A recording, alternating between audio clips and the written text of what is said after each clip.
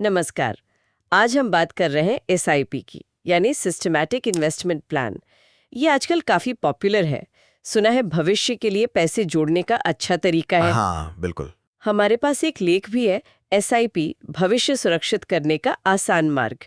इसमें स्टूडेंट से लेकर सीनियर सिटीजन तक सबके लिए जानकारी है। जी, तो आज इसी में से खास बातें निकालने की कोशिश करते हैं। बिल्कुल। तो सबसे पहले, ये एसआईपी है क्या? मतलब एकदम आसान शब्दों में, क्या ये बस हर महीने मान लीजिए 500 रुपए या 1000 रुपए किसी म्यूचुअल फंड में डालने जैसा है? हाँ, मोटे तौर पर यही है। लेकिन इसकी जो खासियत है ना, वो इसके काम करने के तरीके में है। अच्छा, कैसे? होता यह है कि हर महीने आपके बैंक अकाउंट से एक तय रकम जो आपने चुनी है, वो कट जाती है अच्छा। और वो पैसा आपके चुने हुए म्यूचुअल फंड में चला जाता है। उस दिन जो भी फंड की नैव मतलब नेट एसेट वैल्यू होती है, उसके हिसाब से आपको यूनिट्स मिल जाती हैं। नेव यानी उस दिन का रेट एक जी। तरह से। हाँ, बिल्कुल। यूनिट का दाम अब बाजार तो ऊपर नीचे होता रहता है ना? हाँ, वो तो है। तो जब बाजार गिरा हुआ होता है, आपको उसी पैसे में ज्यादा यूनिट्स मिल जाती हैं। अच्छा। और जब बाजार चढ़ा हुआ होता है, तो थोड़ी कम यूनिट्स मिलती हैं। लंबे समय में जब आप ऐसा करते रहते हैं, तो आपकी जो खरीदने की औसत लागत है, वो कम हो जाती है। ओके। इसी को कहते हैं रुपया कॉस्ट एवरेजिंग। ये बाजार के उतार चढ़ाव के रिस्क को मतलब कम करने में मदद करता है। ये रुपया कॉस्ट एवरेजिंग सुनने में तो काफी लॉजिकल लग रहा है। मतलब रिस्क थोड़ा कम हो जाता है। जी, बिल्कुल। लेकिन सिर्फ यही फायदा है या और भी कुछ है जिसकी वजह से लोग एसआईपी इतना पसंद कर रहे हैं? नहीं नहीं, और भी कई अच्छे पॉइंट्स हैं। एक तो आपने कहा छोटी रकम से शुरुआत, ये बहुत बड़ा प्लस पॉइंट है। हाँ, 500 रुपए से भी शुरू कर सकते हैं शायद। हाँ, बिल्कुल। लेकिन इसके अलावा नियमित निवेश से एक अनुशासन आता है। हर महीने पैसा कट रहा है, तो बचत की आदत पड़ती है। सही बात है।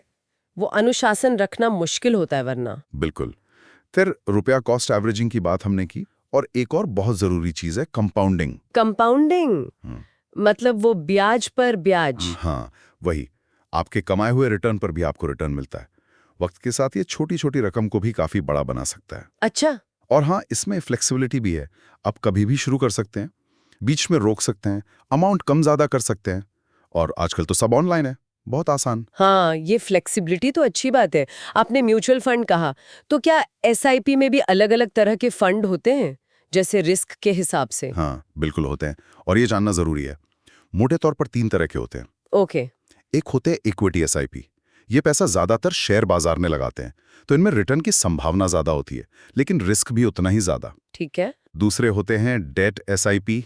ये बॉन्ड्स वगैरह में पैसा लगाते हैं, जो थोड़े सुरक्षित माने जाते हैं। इनमें रिटर्न थोड़ा कम होता है, पर स्थिर रहता है। और तीसरे होते हैं हाइब्रिड एसआईपी।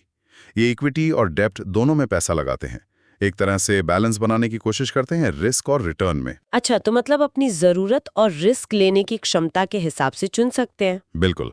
आपका लक्ष्य क्या है, कितना रिस्क ले सकते हैं, ये सब देखकर चुनना चाहिए। ठीक है।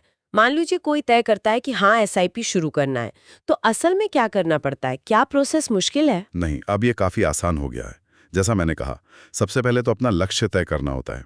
मतलब पैसा क्यों जोड़ रहे हैं, रिटायरमेंट, बच्चों की पढ़ाई, घर। हाँ, गोल सेटिंग। जी। फिर ये देखना है कि कितना टाइम है और हर महीने कितनी रकम बचा सकते हैं। फिर अपनी रिस्क प्रोफाइल के हिसाब से सही फंड चुनना होता है। और फिर एक बार केवाईसी करवानी पड़ती है। पैन कार्ड, आधार, बैंक डिटेल्स, ये सब लगता है। ओके, केवाईसी तो आजकल हर जगह लगता है। हाँ, ज्यादातर फंड हाउस की अपनी ऐप या वेबसाइट होती है, वहीं से ये सब हो जाता है। फिर बस ऑटो डेबिट सेट करना होता है बैंक से, और एसआईपी शुरू। बहुत आसान है। लेकिन एक बात जो कई लोग सोचते हैं कि एसआईपी में पैसा डूबेगा नहीं, मतलब गारंटीड फायदा है। क्या ये सही है? नहीं, ये एक बहुत बड़ी गलतफहमी है। देखिए, पैसा तो बाजार में लग रहा है ना। हाँ। और बाजार ऊपर नीचे होता है। हाँ। तो कम समय में, शॉर्ट टर्म में नुकसान बिल्कुल हो सकता है। एसआईपी का असली फायदा लंबी अवधि में दिखता है। अच्छा। जब वो रुपया कॉस्ट एवरेजिंग और कंपाउंडिंग अपना असर दिखाते हैं, तो ये सोचना कि नुकसान हो ही नहीं सकता, ये गलत है। और दूसरी बात, क्या ये सिर्फ कम कमाने वालों के लिए है? क्योंकि शुरुआत 500 रुपए से हो सकती है। नहीं, ऐसा भी नहीं है। हाँ, 500 रुपए से शुरू कर पाना इसे सबके लिए एक्सेसिबल बनाता है, ये अच्छी बात है। लेकिन ज्यादा कमाने वाले लोग भी एसआईपी करते हैं। क्यों? क्योंकि उन्हें भी अनुशासन का फायदा चाहिए, रुपया कॉस्ट एवरेजिंग का फायदा चाहिए। तो ये सबके लिए है। ओके। अगर रिटर्न की बात करें, कोई अंदाजा दे सकते हैं? जैसे मान लीजिए कोई 2000 रुपए महीने 10 साल तक लगाता है, कितना बन सकता है? हालांकि ये बाजार पर ही निर्भर करेगा। हाँ, ये बताना बहुत मुश्किल है और गारंटी तो बिल्कुल नहीं होती।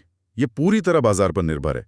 लेकिन सिर्फ एक आइडिया के लिए मान लीजिए कोई 10 साल तक 2,000 रुपए हर महीने डालता है, तो कुल निवेश हुआ 2,40,000। हाँ, 2,40,000। अगर हम मान लें कि बाजार ने ठीक ठाक मतलब औसतन 12% जैसा रिटर्न दिया, तो यह रकम बढ़कर शायद करीब 4 लाख रुपए या उससे कुछ ज्यादा हो सकती है। लेकिन ये सिर्फ एक अनुमान है, प्लीज इसे गारंटी ना समझें।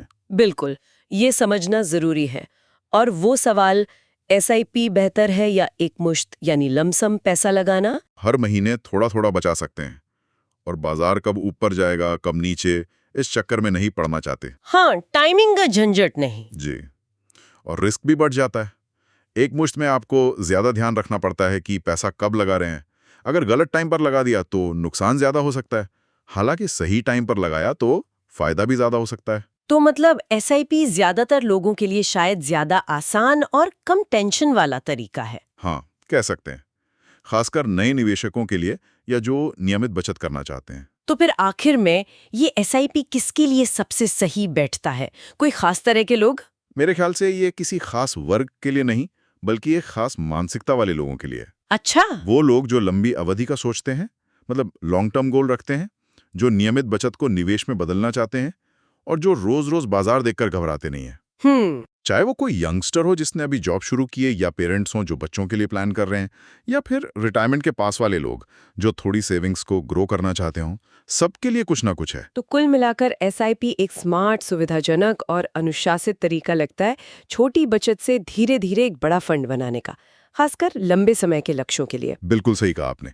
सबसे जरूरी बातें हैं जल्दी शुरू करना, अनुशासन बनाए रखना, खासकर जब बाजार नीचे जा रहा हो तब भी निवेश रोकना नहीं। हाँ, डर के मारे बंद नहीं करना। बिल्कुल, और अपने निवेश को अपने लक्ष्यों से जोड़कर रखना।